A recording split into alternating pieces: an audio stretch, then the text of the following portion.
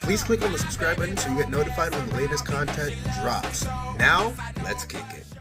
All right, ladies and gentlemen, so let's get into today's NFL topic.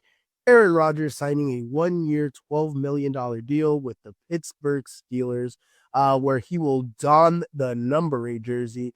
And I like to say number 8 ain't 12, if you know what I'm saying, because 12 is clearly when Aaron was in his prime, and 8 signifies that chapter after 12, where he is in the later stage of his life, if that makes sense.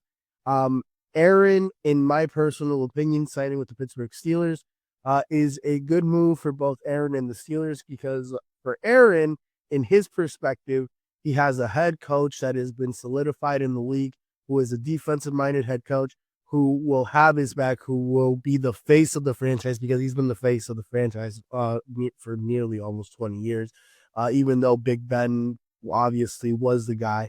After Big Ben left, it's always been Big Ben and Mike Tomlin has kept that franchise afloat.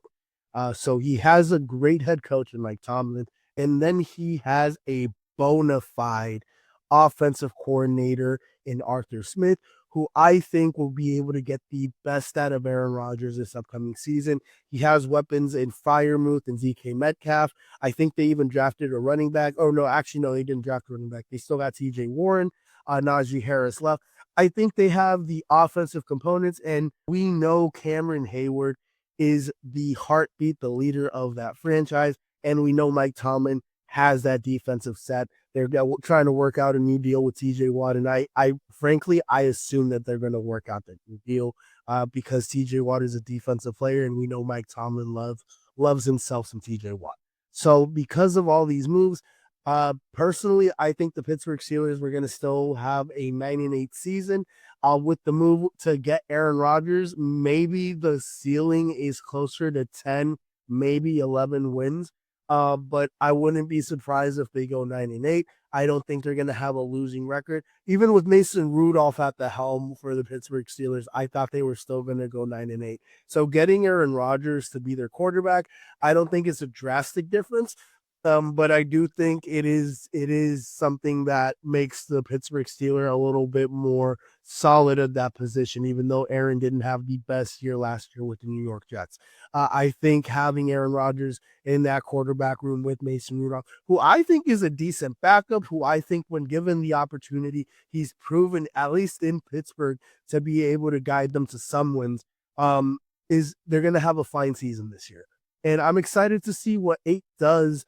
8, get it? Because he's no longer 12. I'm excited to see what 8 does for the Pittsburgh Steelers. I said I thought he should retire, mainly because he's got his life that he's been prioritizing this offseason. But just like Favre, I think, did towards the end, and even Brady, that 1 year where he retired and then he came back. I just think they're already trending towards the next chapter of their life. Now, if this is the year where Mike Tomlin, so this is what they do have to lose, however. If this is the 1 year that they have Aaron Rodgers and they have a losing record at the end of the season, that will put in my personal opinion, a stink or a stank on the later half of Aaron Rodgers' legacy, even though he's a 4-time MVP, Super Bowl champion.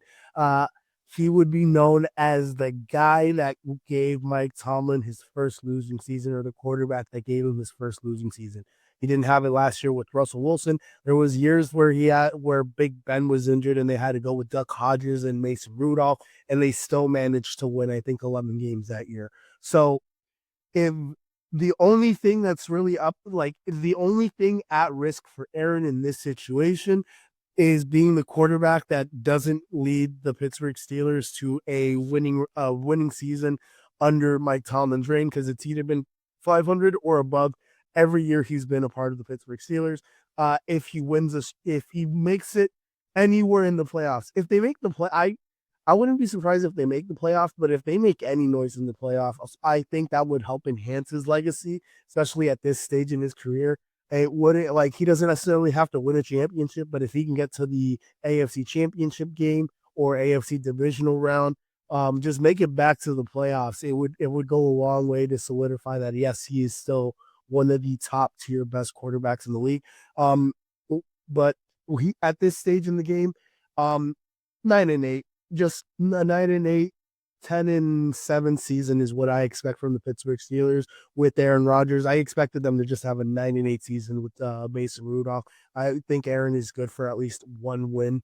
And yeah, those are my thoughts on the Pittsburgh Steelers signing Aaron Rodgers. Now let's transition into the NBA Finals. Guys, have you heard? Nelson, tell the people. Shady Mob Productions is an official affiliate of HBO Max. Click on the link in the description and sign up so you can watch hit series like Hard Knocks, Game of Thrones, and House of Dragons. Also, don't forget to hit the subscribe button so you can be notified when the latest content drops.